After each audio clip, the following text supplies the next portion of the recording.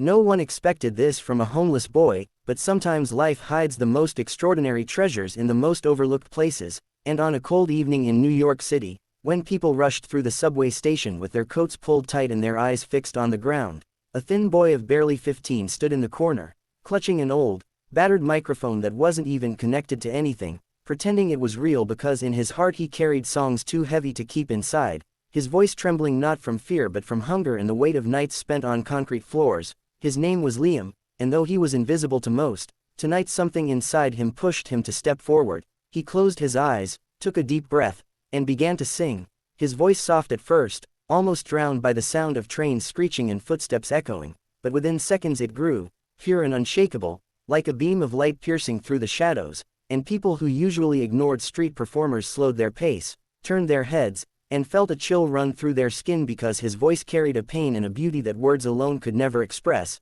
It was the sound of someone who had lost everything yet refused to let go of hope, and as he sang, memories of his life before the streets flickered in his mind, how he once had a small room, a mother who hummed lullabies, and a dream of standing on stage, until illness took his mother away and life unraveled so fast that one morning he found himself alone, clutching a backpack that held nothing but a torn photograph, and for months he wandered, surviving on scraps, his only companion the songs he whispered to himself at night to keep from crying, and now here he was, pouring that broken past into every note, and the crowd began to gather, strangers pulling out their phones to record, others wiping tears from their cheeks because the rawness of his voice touched something deep inside them. One woman in a business suit who had been ready to board her train stopped, trembling, as she remembered her own brother who had once dreamed of singing but never had the courage, and a man who had been lost in his own struggles felt a surge of compassion that reminded him of the boy he used to be, and for the first time in a long time, this subway station, usually filled with impatience and noise,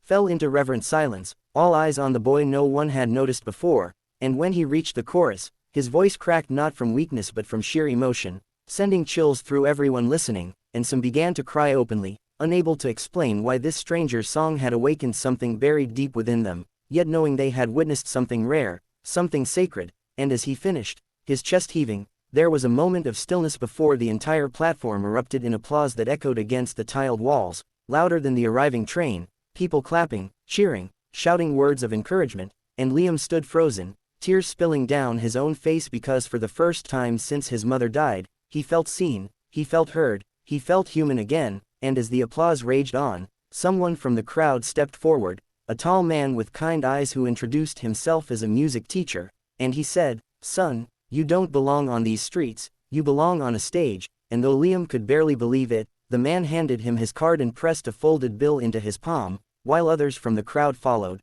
dropping money into his worn backpack until it overflowed with more cash than he had ever seen, not just out of pity but out of genuine love for the gift he had given them, and in that moment, Liam realized that even in the darkest corners of life, light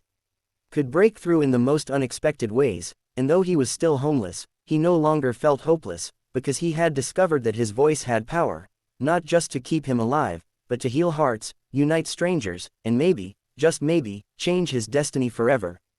But that night was only the beginning, because as Liam sat on the edge of the station after the crowd dispersed, clutching the music teacher's card and staring at the pile of crumpled bills, he felt a spark of hope he hadn't felt in years, yet doubt whispered in his mind, reminding him of every door that had closed, every adult who had turned him away when he asked for help, but deep inside he knew this chance was different, and the very next day he found himself knocking on the address written on that small card, his heart pounding harder than when he sang, and when the door opened, the teacher welcomed him inside without hesitation, giving him food, warmth, and something Liam had nearly forgotten existed, kindness, and for days that turned into weeks, he trained with the teacher, learning how to control his breathing, how to project his voice, how to tell a story through every lyric, and each time he sang, he felt his mother's spirit close by, as if she were whispering, "Keep going, Liam, the world needs to hear you," and slowly, news of the subway boy spread, first through the shaky videos strangers had posted online that went viral overnight,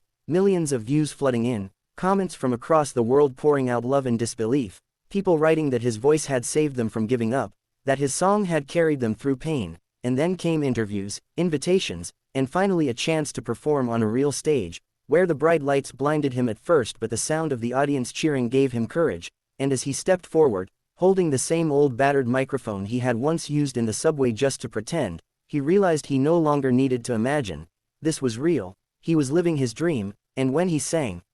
not just for himself but for every forgotten soul, every child sleeping on cold streets, every dreamer told they weren't enough, and when the final note hung in the air, the crowd rose to their feet in thunderous applause, tears streaming, just like that night in the subway, only now it was thousands of voices united, and Liam, with tears of gratitude, whispered into the mic, "Thank you for seeing me," and in that moment, he understood that sometimes the world underestimates the ones who have suffered most, not realizing that suffering can shape the strongest voices, and his story became a reminder that kindness has the power to rewrite destinies, that one act of compassion, a stranger stopping to listen, a teacher offering guidance, can ripple outward and change the course of a life. And years later, when people look back at the boy who once sang in a subway, they didn't just remember his voice, they remembered how he made them feel, the way he united strangers in shared humanity, and Liam himself never forgot where he came from, often returning to the subway station not to beg but to perform, to remind the rushing crowd that beauty can bloom even in the darkest corners, and each time he sang there again, he carried a message louder than any song,